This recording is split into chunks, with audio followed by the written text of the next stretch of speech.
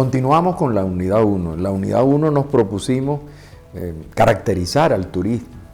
Al turista ya lo hemos visto que el turista es una persona que se desplaza, y para que haya el turismo, que es una actividad económica relativamente reciente, que alcanzó su máxima o empezó a desarrollarse a un ritmo creciente y explosivo en el siglo XIX, particularmente a finales del siglo XIX y principios del XX, tiene que haber habido unas condiciones. Hemos hablado de algunas de esas condiciones, pero hay dos condiciones que son esenciales, que es el ascenso, diríamos, de una clase que puede viajar.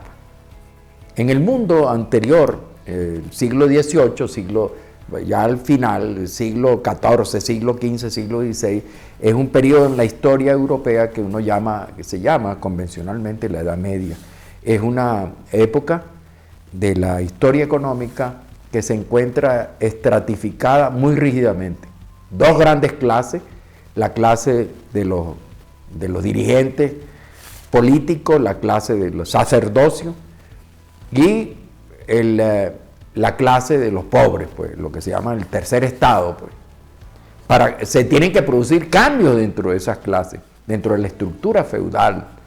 Esos cambios de la estructura feudal, tenemos que explicar primero qué es la estructura feudal. La estructura feudal son sistemas económicos, un modo de producción económica que se fundamenta en el trabajo de franjas de tierra por elementos o mano de obra servil, enfeudada, dependiente de los señores feudales, en grandes feudos que trabajan para el mantenimiento del tren de vida de los señores feudales. Entonces, bueno, tienen que producirse algunos cambios, y tienen que producirse algunos cambios también en la actividad económica que realizan esos feudos. El movimiento del feudo, que es importante, el rompimiento del nacimiento del sistema capitalista en su fase primera, que es lo que llama el capitalismo salvaje o capitalismo comercial. Para que se produzca ese movimiento es necesario que se hagan cambios dentro de las formas de vida de las ciudades y de las formas de producción o modos de producción de la sociedad. Eso ocurre con dos acontecimientos que diríamos que en cierta manera están ligados a la postre, porque uno es la Revolución Francesa, que comienza en 1789, en el siglo XVIII, y el otro es la Revolución Industrial, que se está produciendo también desde finales del siglo XVIII y ocupa parte del siglo XIX. Pero que, por supuesto, no se puede decir que la Revolución Industrial ocurre solamente del siglo XVIII, o que la Revolución Francesa ocurre a partir de finales del siglo XVIII, porque no son movimientos, diríamos, puntuales, sino que son acumulaciones sociales, de cambios sociales, que se acumulan hasta lograr, diríamos, un resultado que puede considerarse un cambio cualitativo importante. Son cambios pequeños que se van acumulando hasta que por fin hay un rompimiento cualitativo de la sociedad, y la sociedad pasa a ser otra cosa. La revolución industrial cambia, diríamos, el modo de producción, mientras que la revolución francesa cambia el modo de vida de la sociedad, el modo de vida del ciudadano. 1789 se produce una revolución en Francia que trae consigo el rompimiento del sistema feudal, y hay una serie de consecuencias de ese rompimiento. Una de esas consecuencias, las más importantes, es que se produce, diríamos, cambio en el ciudadano. Se puede decir que nace el verdadero ciudadano, se desarrollan las ciudades y nace el verdadero ciudadano. ¿Qué significa nacer el ciudadano y cuáles son los cambios resultantes de la Revolución Francesa? Que fueron, diríamos, esos cambios aparecieron en la Ilustración por enciclopedistas fundamentalmente franceses, que son los enciclopedistas que en cierta manera inspiraron los movimientos de revolución en América y en el mundo. Eso es la Revolución Francesa. La Revolución Francesa al final terminó siendo un régimen de terror que terminó guillotinando a sus propios dirigentes. Los regímenes de terror son regímenes en los cuales, o las revoluciones, son movimientos movimientos radicales, cambios radicales, que muchas veces exceden a sus propios dirigentes. Es muy difícil mantener, diríamos, el control del movimiento. Y eso fue lo que pasó con la Revolución Francesa. Pero la Revolución Francesa supuso un cambio en 3 direcciones. Una primera dirección es el reconocimiento de la soberanía nacional. Es el nacimiento de la ciudad, de la nación moderna.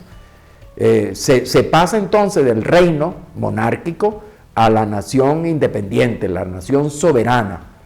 Ese es un cambio fundamental. Entonces es un cambio de las naciones que se producen en las ciudades, naciones. Nosotros habíamos tenido ciudades-estado en la antigua Grecia, pero que ahora vienen las ciudades-naciones, que son, hay varias teorías, pero hay una teoría que es de Benedict, que es lo que se llaman las comunidades imaginarias, que se cohesionan en torno a unas ideas centrales de soberanía.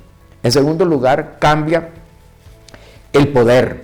En la Edad Media el poder se concentraba en el rey. ¿Qué significa el poder? El poder es la capacidad que tiene un grupo, una élite, para hacer leyes que son de obligatorio cumplimiento para todos los miembros de una monarquía, de un reino, de una nación. Eso lo hace, es lo que se llama, es la parte legislativa, legislar creando leyes. Eso lo hacía el rey en la monarquía. La otra es el sistema de sanciones y de supervisión. Eso es lo que se llama el sistema judicial, y eso lo hacía el rey. Y el otro es la capacidad que tiene la autoridad para ejecutar las acciones que tenga a bien realizar en función de sus propios intereses. Eso es el poder ejecutivo.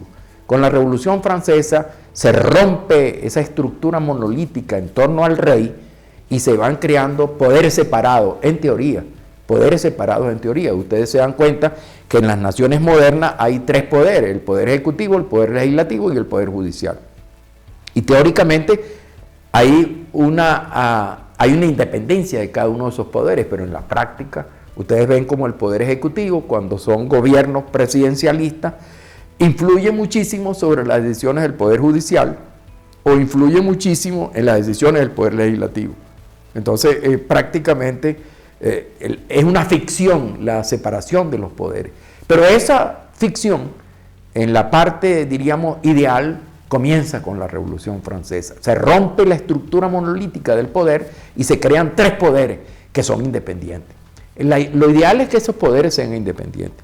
Y la tercera es que el individuo se convierte en ciudadano que tiene deberes y que tiene derechos. Esas 3 cosas hacen que se produzcan grandes cambios en la sociedad y las personas van, diríamos, ascendiendo en las escalas de poder, o mejor dicho, de acceso a los recursos, y ustedes van viendo cómo se están creando las condiciones para que la persona pueda mejorar sus condiciones de vida y desplazarse. O sea, que se vuelva turista porque ya tiene acceso. Ahora, ese acceso a los medios económicos no puede ser entendido si no se entiende el otro factor o el otro acontecimiento, que es el de la revolución industrial, que vamos a hablar en el próximo módulo.